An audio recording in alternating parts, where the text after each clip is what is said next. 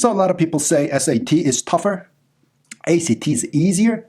Then I want to ask those people, why not everyone just go ahead and take the ACT test instead of SAT if SAT is tougher? And colleges don't care which standardized test score you submit, right? What's up, everyone?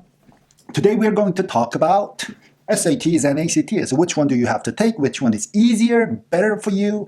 A lot of people say different things, but today let's tackle those things. And then at the end of this video, I hope you guys can make your decision and stick with the one test or probably decide to attempt both.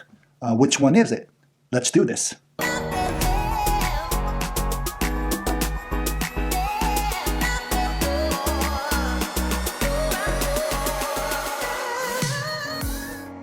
Just in case, for those of you who don't know who I am, I'm an educational consultant who teach students in Korea. And our students, our clients, go to school all over the world.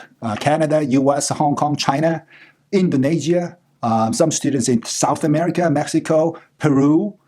We have a student in Russia, all over the world. Mostly students who wish to go to college in the US. A little more specific, top US colleges. That's what I specialize in. Based on my 21-year experience, today we're going to talk about the difference between SAT and ACT and which one fits better for some of you guys who watch this video. Okay, so which one should I take, right? SAT or ACT? Now, as far as college admissions go, most US colleges don't really prefer one over the other. You know, it doesn't matter if you submit the SAT score, ACT score, as long as you submit the standardized test score, you're going to be evaluated the same way. I prefer that our students submit either one of these two tests, although some of these colleges say that the standardized test score is not required.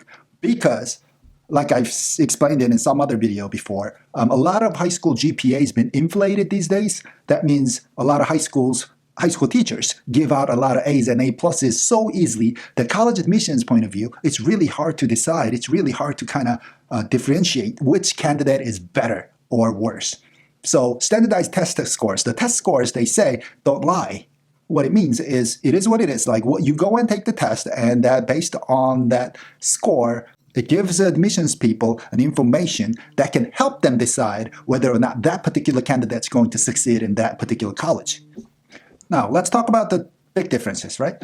Usually people say SAT asks like 20 to 25% tougher questions. Towards the end of each section, the questions get tougher, right? And then SAT really gets you into in-depth knowledge of what you just read from the passage, sort of. So questions, in comparison to ACT questions, about 20% tougher. But SAT provides about 25% little more time compared to the ACT test. So more time, little tougher questions. For the ACT, I want to say there are 4 to 5 questions that the SAT deals with. Those tough questions do not exist on the ACT. So in comparison, a little easier, I would say. But in terms of time, it's really, really limited. So they ask you to solve it really fast, and you don't really got time to go over and review any sort of a test, especially if you're an international student and your first language is not English. It's really tight. The time limitation is really tight. You have to move on fast, concentrate and focus, and then just move on to the next question really fast. Otherwise, you're not going to be able to get to the end of the test. Usually what happens with the ACT is you just entirely leave the entire one paragraph with the questions empty. I've seen that a lot from our students, you know. So which test is better for you? Still undecided, right? But at least at this point, you should know the biggest difference between the two.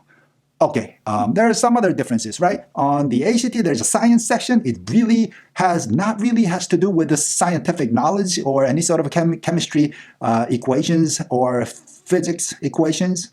It's just the general science-related passages and some questions. But on the SAT, there's no science section.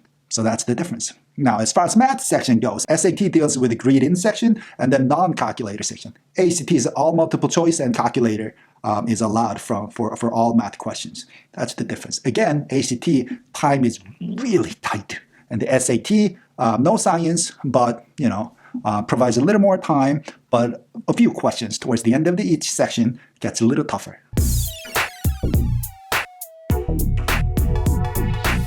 In order to become a strong candidate, when you apply to some of these Ivy League schools, top American universities, what do you have to score? Like, how high of a score do you have to obtain from the SAT or ACT? That's your question, right? Let's talk about that. Now, in one of my previous videos, I have talked about really in-depth detailed information about each college's target scores. If you haven't watched that video, go back and please watch it. That's really, I've got a lot of likes, a lot of good comments, and that video, just for your information, I've spent like 4 or 5 hours, good 4 or 5 hours, just to make that 5-10 minute video that day.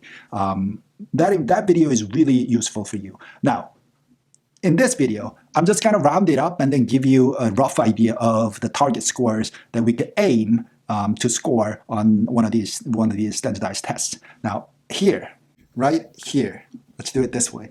Okay, these are the Ivy League schools' target scores. Now, 75% SAT means the students who entered the college that particular year, I think this information is like 2 years old, scored the top 75 means top 25% students. For Yale and Harvard, everybody scored 1,600, the top 20%, the best of the best. Like out of 10 students, the top 2 to 3 students got everything right on the test. That's what it means. If you come down to all the way to Cornell, 1,570. Okay, does that make sense? So it basically means if your SAT scores something higher than these top 75 percentile scores, you're sort of all set as far as standardized test goes. You're not going to get, in other words, you're not going to get rejected because of the SAT score here, because you already made a top 25%. 25% scale, it says on this video, that's bottom 25%, the lowest 25% students' SAT scores. So kids who scored the lowest entering some of these Ivy League scores, their scores are here. Yale 1490, Harvard 1470, Cornell is 1410. But remember, guys, sometimes it could mean the legacy students' scores. So the legacy kids, like the parents who went to that school, they have easier access to some of these colleges, right? So there are a lot of debate going on because of that. But anyways, so that's not what we want to pay attention to. Our target should be the 75% score. ACT score, it's the same method. Now let's look at ACT. For Yale and Harvard, 35 or higher. Cornell, UPenn, some of these decision schools, at least 34. So if your ACT score is higher than 34, you sort of do qualify as far as the standardized test goes. You at least have to score 25% ACT score to apply. But again, like I say all the time, don't expect that you're going to get into some of these schools because you made the bare minimum ACT score, SAT score here. Because a lot of these kids, these averages come from the legacy students. Sometimes parents and students ask me whether or not they have to take the SAT subject test if they're taking the ACT test. Because I guess that question has something to do with the ACT having science section in it, right? Let's cover that. Now, even though ACT has a science section in it, that's not a subject test. That's a part of the entire ACT test. So the answer to that question is yes, you do. Yes, you do have to take the SAT subject test if whatever the college you're applying requires the subject test, or the top universities, if they say the test scores are optional, you have to consider that almost required. So if the college on their website, their requirement says, okay, SAT is required or ACT is required, and then SAT subject tests, 2 SAT subject tests, they're optional, want to invest some time to prepare for the SAT subject test, right? So 2 subject test scores, for example, on top of the ACT test. They're not related. They're not together. They're entirely separate things. So people who are major in humanities and literature and those things, ACT, although ACT has an English section and a reading section, you still have to cover some of these world history, US history topics probably. You know what I'm talking about. You get the idea. So ACT, separate, really. ACT is ACT, and SAT subject is an entirely different set of tests. Now, what about the essay portion of the test?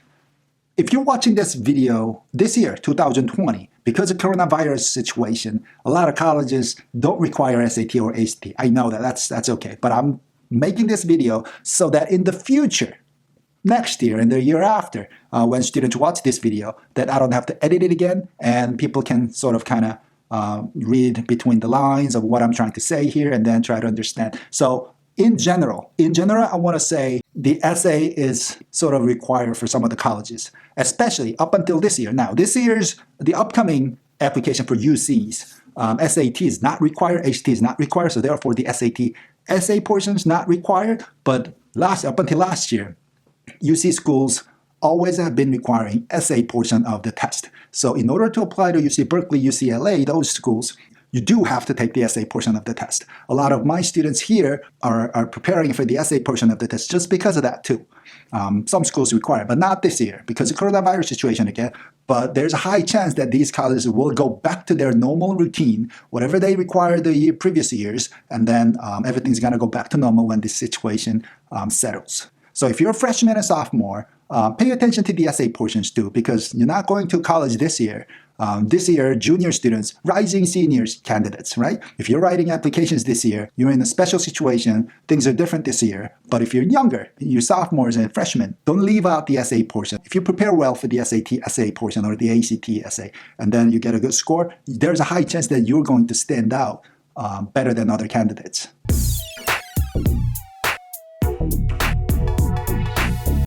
Now, what's funny is if you look at the calendar, all 12 months from January to December, SAT is only given 6 times a year. ACT is same thing, but some of the months they don't overlap. For example, if you look at what's happening after summer vacation time, in August there's SAT. In September there's no SAT, but there's ACT.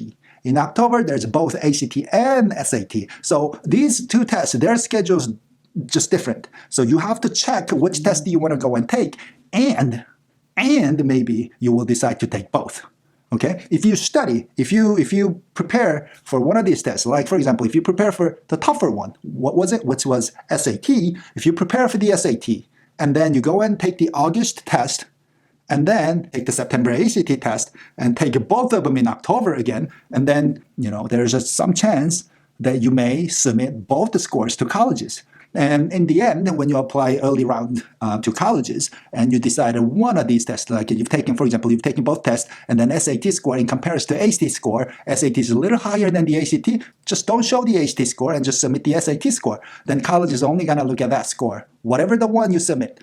The opposite, same thing. Like your ACT score is slightly higher than your SAT performance, just show them how good you are on the ACT alone. If they are about the same, you better submit both because it will definitely make you look like a stronger candidate if you submit both tests. Now, if you look here, these are SAT, ACT comparison charts, whatever you want to call it. So you could compare your SAT score with the ACT scores and section scores and try to decide which one you want to submit or which one do you want to use on your application, sort of a thing. So you could probably pause here a little bit and then look at all the scores too. All right, guys, I hope this video was helpful and help you decide which test do you want to tackle in the future. I try to upload 1 or 2 videos each week, so please subscribe to this channel so that you don't miss out any of my future videos. If you have some questions about the SAT, ACT, you can't decide which one you want to go with, please leave in the comment section, and I will try my best to answer them. You can always share this video with your friends, family, parents, sons and daughters, anyone that you know of. I really appreciate that. Stay healthy, study hard, do your best, be smooth. I will see you in the next video. Bye-bye.